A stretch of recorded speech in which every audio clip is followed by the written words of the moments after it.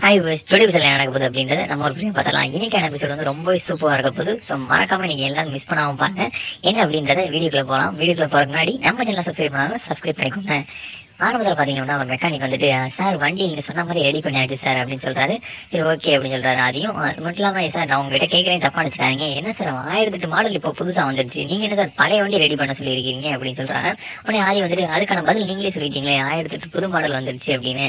So நான் வந்துட்டு எப்பவுமே வந்துட்டு புதுசாக இருக்கும்னு தான் நினைப்பேன், டிஃப்ரெண்ட்டாக பண்ணணும்னு தான் நினைப்பேன் அப்படின்னு சொல்லிட்டு, ஓகே சார் அந்த வண்டி வந்து பார்த்தா பழைய காலத்து வண்டி மாதிரி தெரியுது சார், 1974 அப்படின்னு சொல்லுவார், 1964 வந்த வண்டி அப்படின்னு ஆதி சொல்லுவார்.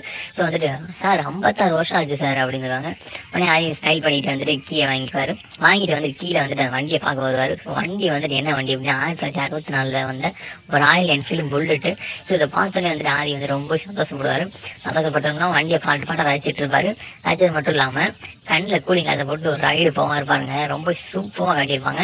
ஸோ ரைடு போகிறது மட்டும் இல்லாமல் பார்த்தீங்க அப்படின்னா, பைக் ஓட்டிட்டு அந்த டேர்னிங்கில் வளைஞ்சு இப்படி வரும்போது பார்த்தீங்கன்னா பார்வதி பார்த்துருவாங்க ஆதி பைக் ஓட்டியாக இருந்தேன். ஸோ பார்த்துட்டு செம்ம ஹாப்பி ஆவாங்க. அது மட்டும் இல்லாமல் செம்ம அதிர்ச்சி ஆவாங்க அப்படி தான் சொல்லணும். அது மட்டும் இல்லாமல் வந்துட்டு பார்வதி பக்கத்தில் வந்து பைக் நிப்பாட்டிடுவார். நிப்பாட்டினோடனே என்னம்மா பைக்கு அப்படின்னு சொல்லுவாங்க. உடனே பார்வதி வந்து சின்ன குழந்தைங்க மாதிரி வந்துட்டு பைக்கு அப்படின்னு சொல்லி ரொம்ப சந்தோஷப்படுவாங்க. ரவுண்டு போகலாமா அப்படின்னு சொல்லிட்டு அது கேட்பாரு. ஆமாம் போகலான்னு சொல்லிட்டு 2 பேரும் பைக்கில் ரவுண்டு போவாங்க, ரைடு போவாங்க. ரொம்பவே சூப்பராக எடுத்திருப்பாங்க. அன்றைக்கி எபிசோட் வந்துட்டு பார்வதியோட எக்ஸ்பிரஷனாக இருக்கட்டும், ஆதியோட எக்ஸ்பிரஷனாக இருக்கட்டும், ரொம்ப சூப்பராக காட்டியிருப்பாங்க. ஸோ இந்த எபிசோட வந்துட்டு ஆதி பார்வதி ஃபேன்ஸ் வந்து மறக்காமல் மிஸ் பண்ணாமல் பாருங்க. அதுக்கப்புறம் பார்த்தீங்கன்னா வனஜா காட்டுவாங்க ஜெயிலில். வனஜா வந்துட்டு வழக்கம் போல வந்துட்டு புலம்பிக்கிட்டே வந்துட்டு சப்பாத்தி மாவு செஞ்சுட்டு இருக்காங்க மண்டோதரிக்காக. இதுக்கெல்லாம் நான் எங்கே எப்படி இருக்க வேண்டியவன், இதுகளுக்கெல்லாம் போய் நான் சப்பாத்தி மாவு செஞ்சுட்டு இருக்கேன் அப்படின்னு சொல்லிட்டு ரொம்ப ஃபீல் பண்ணி செஞ்சுட்டு இருப்பாங்க. அந்த வந்துட்டு மண்டோதரி அவங்கள வந்துடுவாங்க, பேசுறதெல்லாம் கேட்டுட்டு இருப்பாங்க. கேட்டுட்டு இவங்களோட அந்த கரைச்சல்லாம் போயிட்டு இருக்கோம், இடையில அந்த மாதிரி காட்டிட்டு இருப்பாங்க. இப்போ இவங்கெல்லாம் அப்படி பேசிட்டு இருக்கும்போது உடனே ஒரு வார்டன் வந்துட்டு, வனஜா உனக்கு ஜாமீன் கிடைச்சிருச்சு அப்படின்னு சொல்லுவாங்க. ஜாமீன் கிடைச்சிருச்சா அப்படின்னு சொல்லிட்டு வனஜா ரொம்ப சந்தோஷத்தில் அங்கே இருக்க மண்டோதரி அங்கே இருக்க எல்லாருமே வந்துட்டு பயங்கரமாக அம்பளத்துட்டு இருப்பாங்க. அது மட்டும் இல்லாமல் கையில் பிசைஞ்ச சப்பாத்தி மாவு எடுத்து மண்டோதரி மூஞ்சில நச்சு வச்சு விட்ருவாங்க. வச்சுட்டு பயங்கரமாக ஆடிக்கிட்டு இருப்பாங்க வனஜா.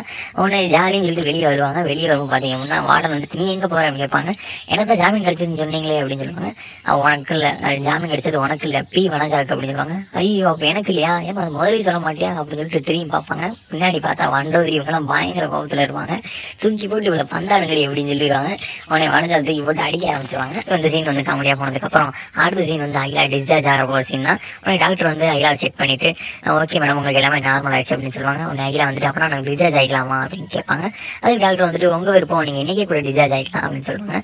உடனே வந்துட்டு உடனே அகிலாவும் சொல்லுவாங்க, ஓகே நாங்கள் இன்றைக்கி டிஸ்சார்ஜ் ஆகிக்கிறோம் அப்படின்னு சொல்லிட்டு வந்துட்டு எல்லாமே எடுத்து வச்சுட்டு இருப்பாங்க.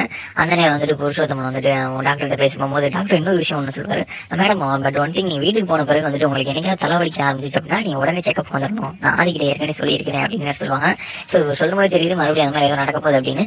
ஸோ அந்த சீனுக்கு அப்புறம் பார்த்தீங்க அப்படின்னா புருஷோத்தமன் வந்துட்டு ஆதிக்கு ஃபோன் பண்ணுறாரு. ஆதி வந்துட்டு அங்கே வாட்ச் கட்டிட்டு கிளம்பிட்டு இருக்காரு. அந்த நேரம் வந்துட்டு பார்வதி வந்துடுறாங்க. ஆதிக்கு ஃபோன் பண்ணி இந்த மாதிரி அம்மா வந்து டிஸ்சார்ஜ் ஆக போகிறாங்க ஆதி, ஒன்றும் பிரச்சனை இல்லை அப்படின்னு சொல்லுவாங்க. ஓகேப்பா நீங்கள் அம்மாவை பார்த்துக்கோங்க அப்படின்னு சொல்கிறாங்க. உடனே பார்வதி கேட்குறாங்க, என்னாச்சு மாமா அப்படின்னு கேட்கும்போது, இந்த மாதிரி அம்மா டிஸ்சார்ஜ் ஆக போகிறாங்க, ஒரு பிரச்சனை இல்லை, இனிமேல் அம்மா சரியாயிட்டாங்க அப்படின்னு சொல்லும்போது இவங்க 2 பேரும் இந்த பக்கம் ஹாப்பியாக ஃபீல் பண்ணிட்டு இருக்காங்க. இந்த பக்கம் வந்துட்டு பார்த்தீங்க அப்படின்னா ஐயா வந்துட்டு ரெடி ஆகி கிளம்பிட்டு இருக்காங்க. அந்த நேரம் வந்துட்டு ஒரு நர்ஸ் வந்துட்டு கையில் இருக்க குளுக்கோஸ் அந்த போட்ட அந்த இதெல்லாம் கழட்டிட்டு இருக்காங்க. கழட்டும் போது இந்த கயிறு கட் பண்ணிடுவாங்க மேடம் அப்படின்னு கேட்குறாங்க. கட் பண்ணும்போது உடனே புருஷன், ஐயோ அந்த கயிறு கட் பண்ண வேணாம் அப்படின்னு சொல்கிறாங்க. கட் பண்ணும்போது ஐயா வந்துட்டு ஒரு மாதிரி பார்க்குறாங்க. அதோடனே வந்து புருஷன் இல்லைம்மா அந்த பூஜையில் வச்சு செஞ்சு கட்டின கயிறு, அதை போய் அவசரமாக கட் பண்ண வேணாம் அப்படின்னு சொல்கிறாங்க. சொன்னோடனே வந்துட்டு அகில நினச்சி பார்க்குறாங்க பார்வதி கட்டினதை. கட்டும்போது ஆமாம் யாருன்னே தெரில, அந்த பொண்ணு வந்துட்டு எனக்காக பூஜை பண்ணி அவ்வளோ ஃபீல் பண்ணி கட்டியிருக்கு, ஸோ இந்த கயிறு இருக்கட்டும் அப்படின்னு சொல்லியிருப்பாங்க. உடனே புருஷத்தவங்க ஹாப்பி ஆயிடுவார், அப்பா நான் கயிறு இருக்குது அப்படின்னு சொல்லி ஹாப்பி ஆயிடுவார். உடனே இவங்க இந்த பக்கம் வந்துட்டு ஹாஸ்பிட்டலில் கிளம்புவாங்க. கிளம்பி போகும்போது பார்த்தீங்க அப்படின்னா அகிலா வந்து நினச்சிட்டே வருவாங்க. டிஸ்சார்ஜ் ஆகும்போது நான் வந்துட்டு ஆதியை பார்க்குறேன்னு சொல்லியிருந்தேன் அப்படின்னு சொல்லிட்டு நினச்சி பார்த்துட்டு இருப்பாங்க. ஸோ புருஷத்துக்கு நான் நினச்சி பார்ப்பாரு, ஐயோ ஐயா ஃபீல் பண்ண போகிறாளே அப்படின்னு சொல்லிட்டு 2 பேரும் ஃபீல் பண்ணிக்கிட்டே வந்துட்டு காரில் வந்துட்டு இருப்பாங்க. இவங்க காரில் இந்த பக்கம் வந்துட்டு இருக்கு. அந்த பக்கம் வந்துட்டு பார்த்தீங்கன்னா ஆதி வந்துட்டு பைக் எடுத்துகிட்டு ரைடு வந்துட்டு இருப்பாரு.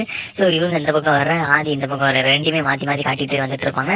ஆனால் வந்துட்டு புருஷத்துக்கு வந்துட்டு ஐயோ ஆதியை வேற பார்க்கணும் சொல்லியிருந்தாலே அப்படின்னு சொல்லிட்டு புருஷத்துக்கு வேற ஒரு பக்கம் யோசிச்சுட்டே வருவார். அகிலாவும் அதே எண்ணத்தோட தான் வந்துட்டு இருப்பாங்க. இந்த பக்கம் ஆதி வந்துட்டு எதிரில் வந்துட்டு இருப்பாரு, இந்த பக்கம் அகிலாவோட கார் வந்துட்டு இருக்கு. ஸோ இதோட இன்னைக்கு எபிசோட் முடிச்சு வரப்போற எபிசோட்ல வந்துட்டு கண்டிப்பா 2 பேரும் மீட் பண்ணிக்க போறாங்க. மீட் பண்ண பிறகு அகிலா என்ன பேச போறாங்க, ஆதி அகிலா பார்த்துட்டு என்ன பேச போறாரு அப்படின்னு சொல்லி நினைச்சாலே வந்துட்டு ரொம்பவே வந்துட்டு வெயிட்ஃபுல்லான மொமெண்டா இருக்கு. ஸோ வெயிட் பண்ணி பார்க்கலாம் வரப்போற எபிசோட்ல என்ன நடக்குது அப்படின்றத. உங்களுக்கு எதுவும் தெரிஞ்சு அப்படின்னா உங்களோட கருத்துக்களை கீழே கமெண்ட்ல கண்டிப்பா பதிவு பண்ணலாம். இந்த வீடியோ பிடிச்சா லைக் பண்ணுங்க, ஷேர் பண்ணுங்க, மறக்காம நம்ம சேனலுக்கு சப்ஸ்கிரைப் பண்ணுங்க. நன்றி, வணக்கம்.